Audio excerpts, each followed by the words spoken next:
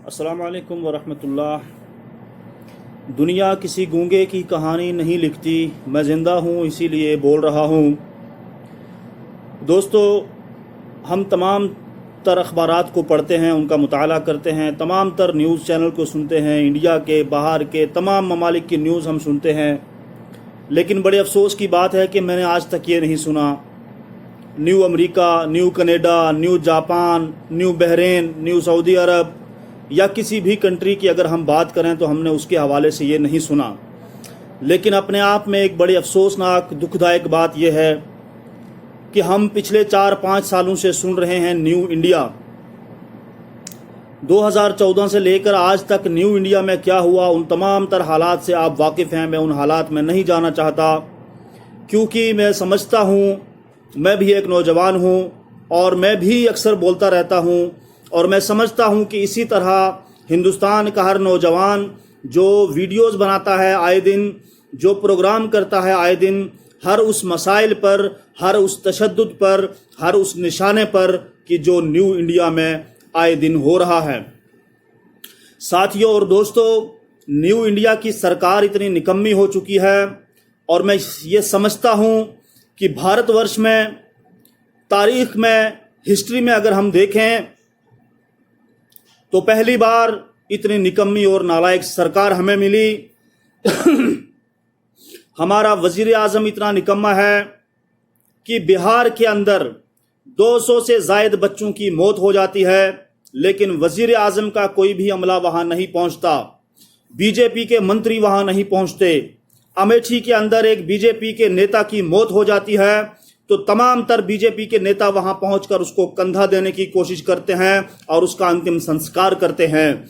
लेकिन यह बड़ी दुखदायक बात है दोस्तों कि जिस तरह बिहार के मुजफ्फरपुर में मासूम बच्चों की मौत चमकी बुखार की वजह से हुई, लेकिन कोई भी नेता वहां पर नहीं जाता। और जो वहां के मंत्री हैं बिहार के, वो जब वहां पहुंचते हैं तो वहां पहुंचकर भी सबसे पहले वो मैच के स्कोर पूछते हैं कि स्कोर कितना हुआ। 2014 से लेकर आज तक जितनी घटनाएं हुई आप जानते हैं, जिस तरह दादरी में अखलाक को मारा गया गाय के नाम पर, पहलू खान को राजस्थान में मारा गया, और इस तरह के जितने भी वो हालात गुजरे, मैं क्या क्या आपको गिनाऊं। हाल ही का जो वाकया है, तबरेज अंसारी को मुसलमान होने पर आपने मार दिया, सिर्फ इसलिए उसके ऊपर यह इल्जाम लगाया गया कि इसने मोटरसाइकिल चोरी की। अगर हम ये बात मान लें कि उसने मोटरसाइकिल को चोरी किया, तो आप कौन होते हैं किसी की जान लेने वाले।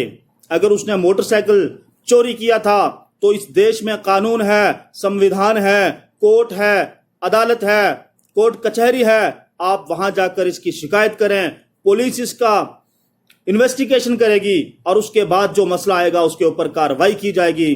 अगर हम आपकी मिसाल ले लें कि आपने तबरेज को, अंसारी को इसलिए मार दिया कि उसने बाइक चोरी की थी, अगर आपकी बात मान लें, तो क्या फिर जिन लोगों ने निर्भया का बलात्कार किया था उनको इस तरह पीट पीट के मार दिया जाता? अगर हम चाहते, रियासत जम्मू कश्मीर के अंदर उस मासूम आसिफा बच्ची के साथ जिन दरिंदों ने जुल्म किया, क्या हम उनको नहीं मार सकते थे? लेकिन हमें कानून पे भरोसा था, हमने इंतजार किया, 17 महीने हमने स्ट्रगल किया, हमने एक बहुत बड़ी जंग लड़ी, लड़ाई लड़ी, और 17 महीने के बाद जाकर पठानकोट सेशन कोर्ट से फैसला सुनाया गया और उन दरिंदों को उम्र कैद की सजा मिली। क्या हिंदुस्तान में और इस तरह के मामलात नहीं हैं कि जिनके ऊपर आए दिन चर्चा नहीं होती? लेकिन ऐसा तो हमने कभी नहीं देखा।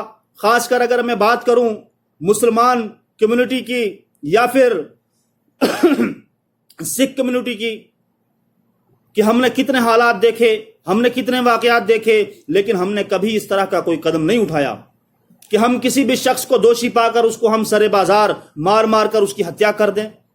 हमने सब्र किया, हमने सब्र करना सीखा, हमारे धर्म ने हमें सब्र करना सिखाया। और मैं फख्र से ये बात कहता हूं कि अल्लाह का लाख लाख शुक्र है कि उसने हमें मुसलमान बनाया, दीन इस्लाम हमें दिया, जिसकी समझ हमें अता फरमाई, और हम कोई भी ऐसा काम नहीं करते कि जिसकी वजह से पूरा समाज दुखी हो जाए। लेकिन इन दरिंदों ने जिस तरह कत्लेआम मचाया हुआ है, 2014 से लेकर आज 2019 हो चुका। इससे पहले मोदी सरकार इस चीज का दावा करती थी कि सबका साथ सबका विकास, और इस बार उन्होंने सबका विश्वास की भी बात की है। ये कौन सा विश्वास है मोदी जी? और यहां की जो गोदी मीडिया बन चुकी है उससे मैं ये सवाल पूछना चाहता हूं कि जब इंडिया और पाकिस्तान का मैच होता है तो आप स्कोर दिखाते हो, या कोई और मसला बन जाता है तो आप उसको पूरे टीवी चैनल में डिबेट बना देते हो। मेरे दोस्तों और बुजुर्गों और साथियों, मैं आपको बताना यह चाहता हूं कि मेरे देश की मीडिया इतनी बिकाऊ हो चुकी है कि प्रधानमंत्री वजीर आजम नरेंद्र मोदी क्या पहनता है उसको टीवी चैनल पर दिखाया जाता है, वजीर आजम नरेंद्र मोदी क्या खाता है उसको टीवी चैनल पर दिखाया जाता है, बीजेपी का कौन सा मंत्री कितने पैसों की घड़ी या जूता या मोबाइल इस्तेमाल करता है उसको टीवी चैनल पे दिखाया जाता है, उसके जरिए से ट्वीट किया जाता है। लेकिन इस हिंदुस्तान में, इस न्यू इंडिया में, इस मोदी सरकार में अगर कोई गरीब मासूम बच्चे की जान चली जाए उसके बारे में ये मीडिया आवाज नहीं उठाता है। अगर इसी मोदी राज के अंदर किसी दलित को चारपाई से बांधकर जिंदा उसके घर में जला दिया जाता है तो ये गोदी मीडिया उसके लिए आवाज नहीं उठाती है। अगर इसी मोदी राज के अंदर कश्मीर में किसी मासूम की जान जाती है तो उसको यह मीडिया आतंकवादी करार देती है। अगर कश्मीर के अंदर कोई मासूम अपने हुकूक के लिए आगे निकलता है तो उसके ऊपर पब्लिक सेफ्टी एक्ट लगा दिया जाता है, उसको पत्थरवाद, अलगावाद और आतंकवाद का नाम दे दिया जाता है।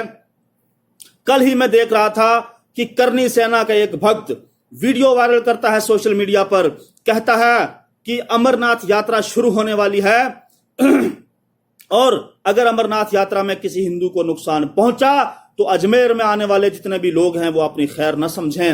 हालांकि वो इस बात से अनजान है कि अमरनाथ यात्रा में जब भी किसी यात्री को कोई परेशानी होती है या अल्लाह न करे कोई गाड़ी एक्सीडेंट होती है तो ये कश्मीर का नौजवान ही उन यात्रियों की हिफाजत करता है। राजस्थान या गुजरात से कोई नहीं आता, वो कश्मीर का नौजवान है जो उनकी हिफाजत करता है। लेकिन क्या वजह है कि आज पूरे हिंदुस्तान में कश्मीरियों को मारा गया, पुलवामा हमले के बाद क्या क्या हालात पैदा किए गए, लेकिन हम फिर भी खामोश हैं। और तुम पूरे हिंदुस्तान में मुसलमानों को गाय के नाम पर मारो। मोदी सरकार खामोश क्यों है? इसकी वजह क्या है? इसकी वजह यह है दोस्तों कि ये सब मिली भगत है, ये प्री प्लानिंग ये काम हो रहे हैं कि बेटा तुम मारते रहो, हम देखते रहेंगे और यूं ही सरकार चलती रहेगी। 2014 के बाद जो हुआ पूरे देश में उससे आप वाकिफ हैं। पुलवामा में जो हमला हुआ, जितने भी वहां पर जो इंडियन आर्मी के नौजवान मारे गए, उन नौजवानों के नाम पर मोदी सरकार ने सियासत की, पूरे हिंदुस्तान से वोट बटोरा और इस बार भी वो वजीर आजम बन गए।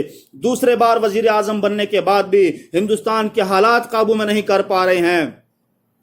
यूपी की अगर हम बात करें, वहां पर तो एक तरह से पूरा जो राम राज चल रहा है। आए दिन बच्चियों के बलात्कार हो रहे हैं, लोग मर रहे हैं, लोगों के पास खाना नहीं, कपड़ा नहीं, रोजगार नहीं, मकान नहीं। लेकिन सोशल मीडिया पर और टीवी चैनल पे डिबेट क्या चलाई जाती है जनाब कि 3 तलाक का मुद्दा, 3 तलाक का बिल पास किया जाता है। यारो, जो मुसलमानों की बीवियों के लिए जो लोग खौफजदा हैं, उनकी अपनी बीवियां नहीं हैं, उन्होंने खुद शादियां नहीं की, उनको बच्चे नहीं हैं, उनको औलादें नहीं हैं और वो इनकी फिक्र कर रहे हैं। अगर हिंदुस्तान के वजीर आजम नरेंद्र मोदी की शादी होती, उसके बीवी बच्चे होते, तो जो मुजफ्फरपुर में 200 बच्चों से ज्यादा बच्चों की मौत हुई है, मुझे उम्मीद थी कि मोदी वहां पर पहुंचता और उन बच्चों की जाकर उनके हालात पूछता, वहां पर फंडिंग दी जाती, उनको पैसा दिया जाता, उनके लिए दवाइयों का इंतजाम किया जाता। लेकिन ऐसा कुछ नहीं हुआ। उसकी वजह क्या थी कि इनको खुद बच्चे नहीं, जिसको बच्चा नहीं उसको एहसास नहीं।